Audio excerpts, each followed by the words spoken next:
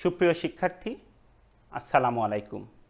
আশা করি সকলে সুস্থ আছো এবং ভালো আছো।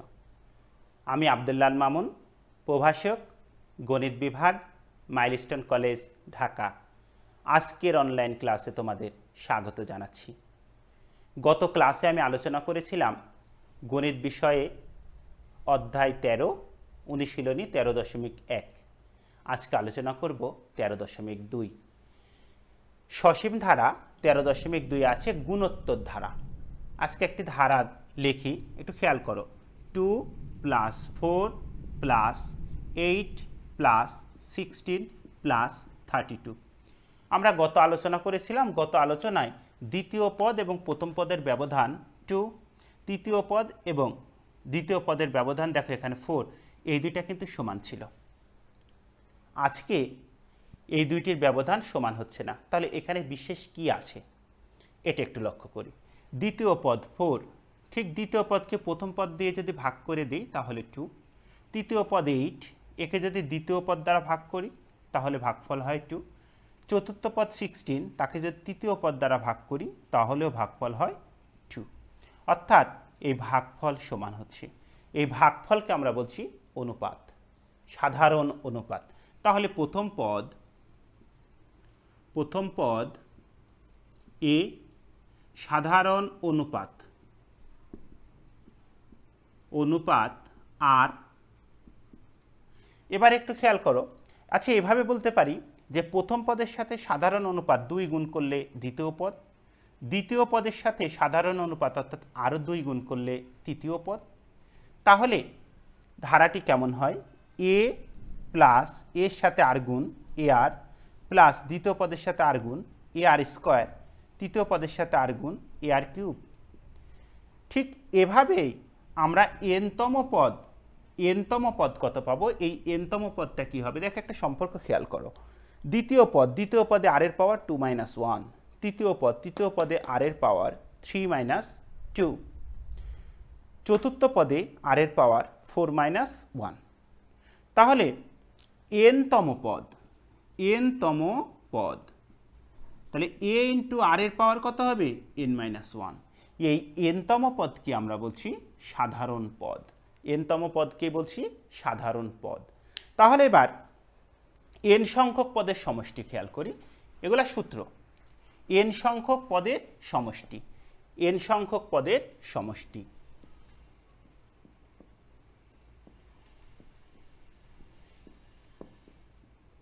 এন সংখ্যক পদের সমষ্টির দুইটা সূত্র আছে, দুইটা সূত্র দুইটা কন্ডিশনে প্রযোজ্য। তাহলে একটু দেখি। সমষ্টি এস এন সংখ্যক এ into r⁻n-1 divided by r-1। এই সমষ্টির সূত্রটা প্রযোজ্য হবে যখন আর 1 থেকে বড়, তখন আর থেকে মাইনাস হয়।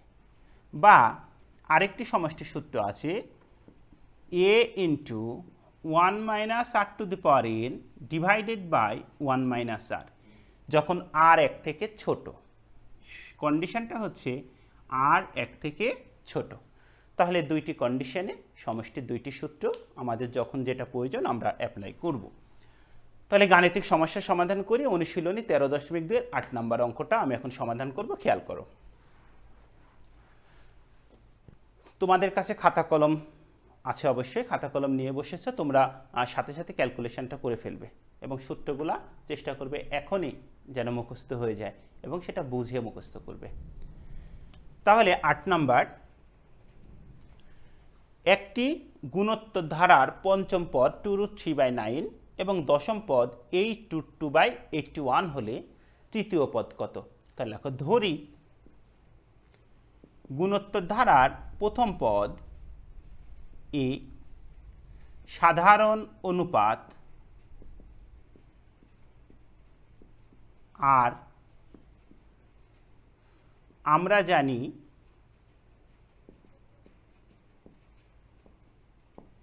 দেখো পঞ্চম পদ, তাহলে সূত্রটা হবে এনতম পদ equal to a into r⁻n-1। অতএব পঞ্চম পদ কত হবে? n এর মান 5, তাহলে পঞ্চম পদ হবে a into r to the power 5 minus 1 equal to a into r to the power 4 এবং দশম পদ equal to a into r to the power 10 minus 1 equal to a into r to the power 9। তাহলে এখানে দেওয়া আছে পঞ্চম পদ এবং দশম পদ, তাহলে সত্যানুসারে পঞ্চম পদ এইটা ইকুয়াল টু এবং দশম পদ এইটা ইকুয়াল টু, এই দুইটা সমীকরণ। তাহলে প্রথম সত্যানুসারে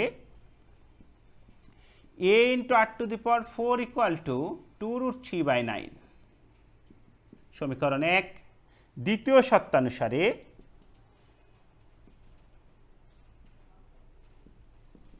a into r to the power 9 equal to 8√2 divided by 81 সমীকরণ 2। এই দুইটি সমীকরণ সমাধান করব, করে এর মান বের করব, আর এর মান বের করব। এটা আমাদের ফার্স্ট কাজ, তারপরে স্টেপে আমরা পরে আসি। তাহলে কিভাবে মান বের করব? দেখো, সমীকরণ 2কে 1 দ্বারা ভাগ করলে অর্থাৎ সমীকরণ 2 ভাগ সমীকরণ 1, তাহলে কি পাই? a into r to the power 9 divided by a into r to the power 4, বাম পক্ষকে বাম পক্ষ দ্বারা ভাগ করলাম, ইকুয়াল টু 8√2 ডিভাইডেড বাই 81 ভাগ 2√3/9। উপরে একটু মুছে দেই।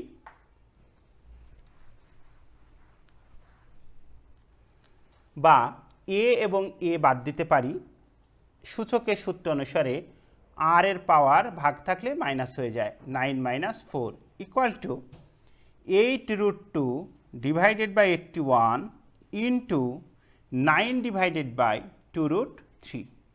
দেখো, ডান পাশে 9 দিয়ে 81কে কাটলে 9, 2 দিয়ে 8কে কাটলে 4, বা r to the power 5 equal to 4√2 divided by 9√3। একটু খেয়াল করো, √2 ইন্টু √2 সমান 2, তাহলে 4 অর্থাৎ √2 ইন্টু √2 ইন্টু √2 ইন্টু √2, √2 এর পাওয়ার 4, √2 এর পাওয়ার 4 ইকুয়াল টু 4।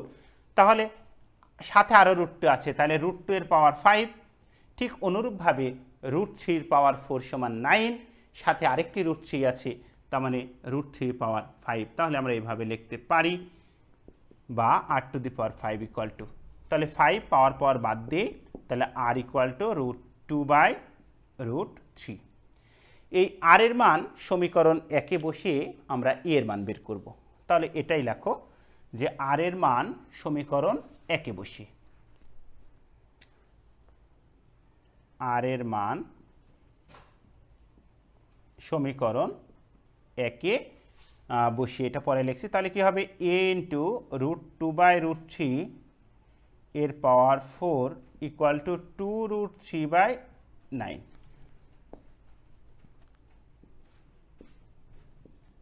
এবার ক্যালকুলেশন, তাহলে a √2 এর power 4 equal to 4, √3 power 4 equal to 9, তাহলে 2√3/9, বা a equal to 2√3 divided by 9। দেখো, এটা গুণ আকারে আছে, ডান পাশে গেলে ভাগ হয়ে যাবে, অর্থাৎ গুণ করলে উল্টে যাবে, 9 ডিভাইডেড বাই 4, 9 9 কেটে দিতে পারি, 2 দিয়ে 4কে কাটলে 2, অতএব a ইকুয়াল টু √3/2। তাহলে আমরা r এর মান পেলাম, a এর মান পেলাম। এখন কোশ্চেন যেটা, তৃতীয় পদ নির্ণয় করো। তাহলে তৃতীয় পদ কি? অতএব তৃতীয় পদ, ধারাটির তৃতীয় পদ সমান a into r to the power 3 minus 1। তাহলে মান বসাও, a সাইড নোট দিবা, a এবং r এর মান বসিয়ে, তাহলে √3/2, r এর মান √2/√3, তারপর 3 মাইনাস 1 অর্থাৎ 2, তাহলে √3/2 ইন্টু এর স্কোয়ার করলে 2, 3 স্কোয়ার, √3 স্কোয়ার 3, তাহলে 2 এবং 2 কেটে দেই, √3 দিয়ে 3কে যদি আমরা কাটি তাহলে 1/√3। অতএব নির্ণেয় তৃতীয় পদ 1 ডিভাইডেড বাই √3। এটাই আমাদের অ্যান্সার, তাহলে আশা করি অঙ্কটি বুঝেছো। এবার 9 নাম্বার অঙ্কটি করব। 9 নাম্বার অঙ্কে একটি ধারা দেওয়া আছে, এই ধারার কোন পদ 8√2 সেটা বের করব। সেটা কি পঞ্চম পদ নাকি ষষ্ঠ পদ নাকি সপ্তম পদ, দেখি আমরা কোন পদ। তাহলেও এখানেও দেখো n-তম পদের সূত্র, এখানেও n-তম পদের সূত্র। তাহলে 9 নাম্বার, প্রদত্ত ধারাটি, তো যেটা আমার দেওয়া আছে প্রদত্ত ধারা 1/√2 -1 প্লাস √2 মাইনাস ... এখানে প্রথম পদ a = 1/√2, সাধারণ অনুপাত আর = দ্বিতীয় পদ ভাগ প্রথম পদ, তাহলে -1 ভাগ 1/√2, তাহলে গুণ হলে √2 পরে চলে আসবে, -1 × √2 = -√2। 1 নিচে লিখে নেয়। আমরা জানি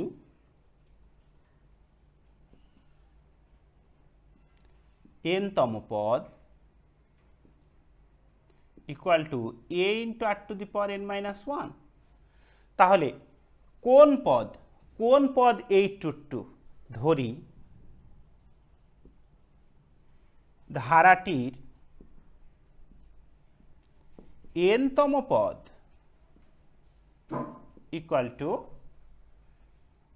অথবা n-তম পদ 8√2, ঠিক n এর মান বের করতে পারলে আমাদের কাঙ্ক্ষিত ফলাফল।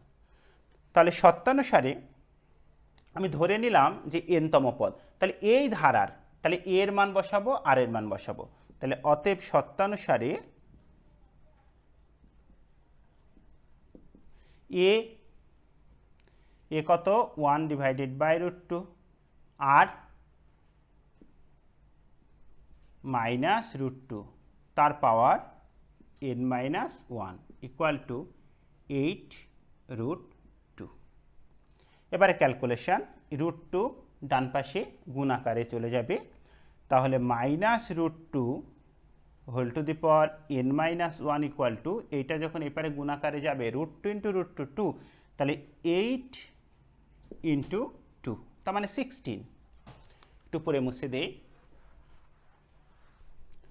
বা -√2 n-1 = 16, বা একটু আমি পরে ব্যাখ্যা করছি, আগে লিখে নেই, √2 n-1 সমান, দেখো √2 এর পাওয়ার 8 যদি আমরা লিখি তাহলে ক্যালকুলেটর চাপো, দেখো 16 হবে।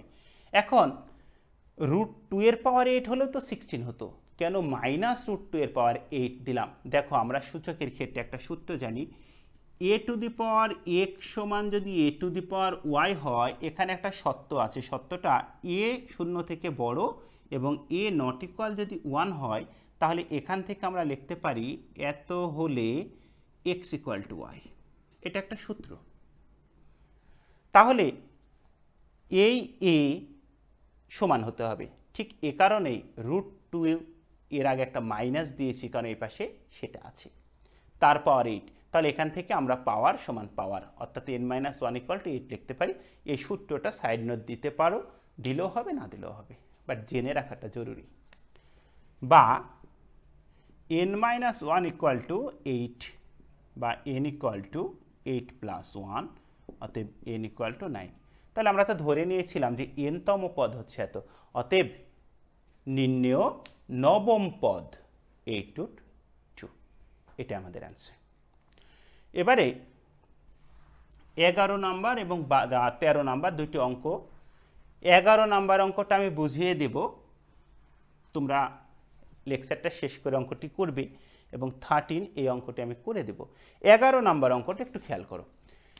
11 নাম্বার অঙ্কে বলা আছে প্রথম পদ দেওয়াই আছে, এখানে যে ধারাটা সেটা কত 3 + x + y + z + 2 4 3, তাহলে এখানে প্রথম পদ a = কত 3, প্রথম দ্বিতীয় তৃতীয় চতুর্থ পঞ্চম পদটি দেওয়া আছে, তাহলে পঞ্চম পদ আমরা সূত্র অনুসারে পঞ্চম পদ কত, a into r to the power 5 minus 1।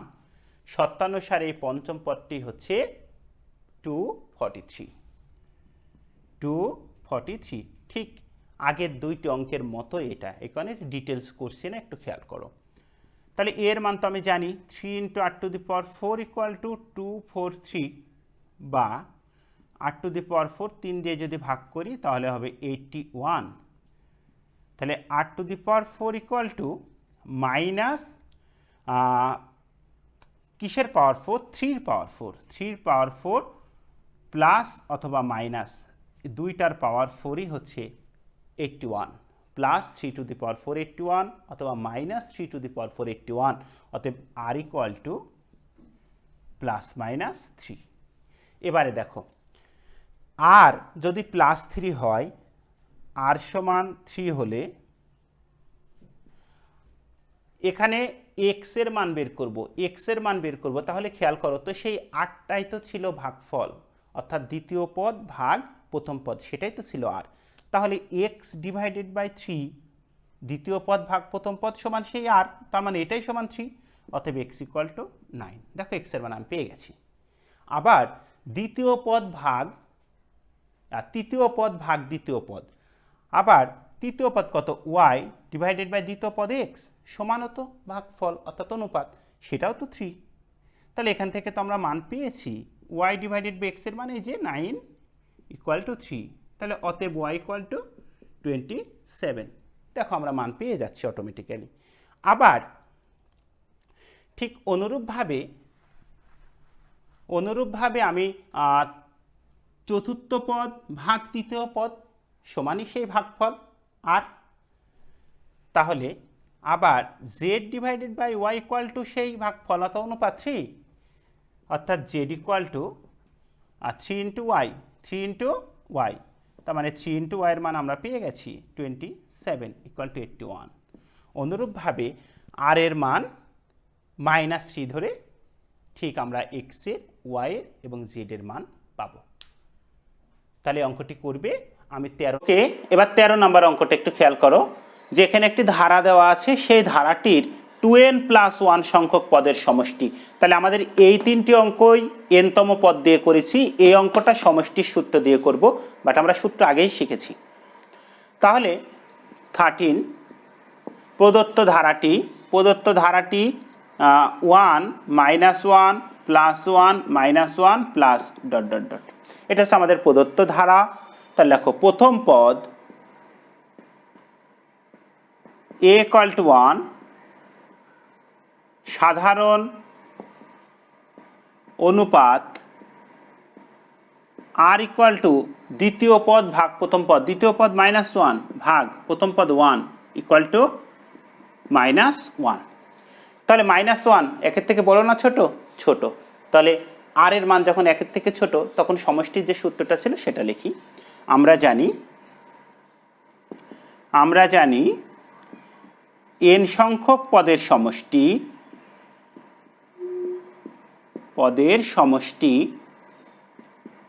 Sn equal to a into 1 minus r to the power n divided by 1 minus r, যখন r লেস দেন 1, অর্থাৎ r এক থেকে ছোট। তাহলে অতএব 2n প্লাস 1 সংখ্যক পদের সমষ্টি, অতএব ধারাটির 2n প্লাস 1 সংখ্যক পদের সমষ্টি।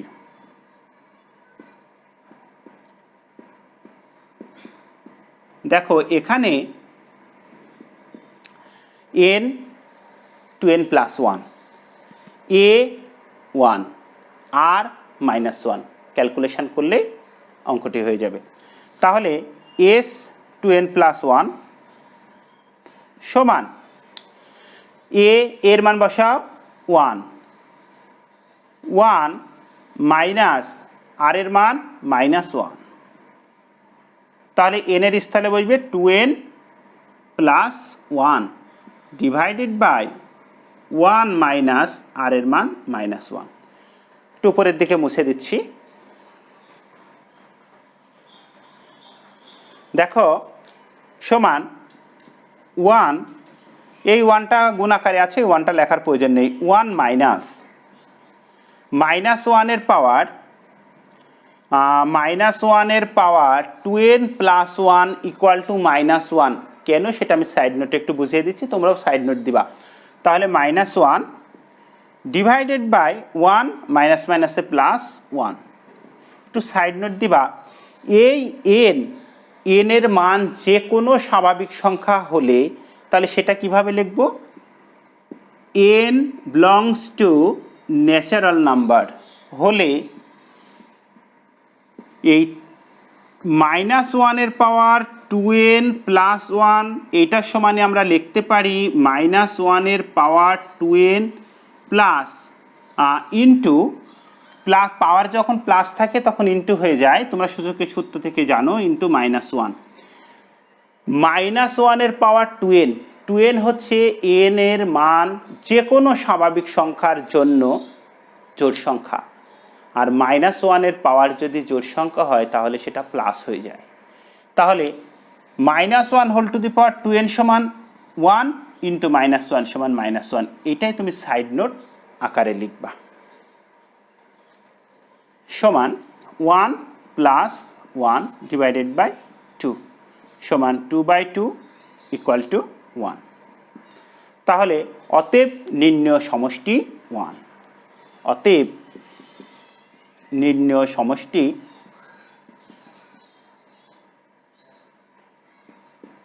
1, এটা আমাদের অ্যান্সার। তাহলে আমরা 4টা গাণিতিক সমস্যার সমাধান করলাম। তোমাদের SW থাকবে, তোমাদের পাঠ্য বইয়ের 15 থেকে 19 নাম্বার, অর্থাৎ 15, 16, 17, 18, 19 এই 5টা অঙ্ক থাকবে SW। তোমরা নির্ধারিত ডেটে তোমাদের সাবজেক্ট টিচারের কাছে সাবমিট করবা। এই করোনা পরিস্থিতিতে সকলে সচেতন থাকবে এবং খুব বেশি প্রয়োজন না হলে বাড়ির বাইরে যাবে না, বাড়িতে অবস্থান করবে। আর সবচেয়ে বড় কথা, তোমরা এসএসসি পরীক্ষার্থী, এইটি মাথায় রেখে বাড়িতে বসে এই সময়টাকে কিভাবে কাজে লাগানো যায় সেই চেষ্টা করবে, এটা আমি বিশ্বাস করি। নেক্সট ক্লাসে দেখা হবে। সবাই ভালো থেকো, সুস্থ থেকো। আল্লাহ হাফেজ।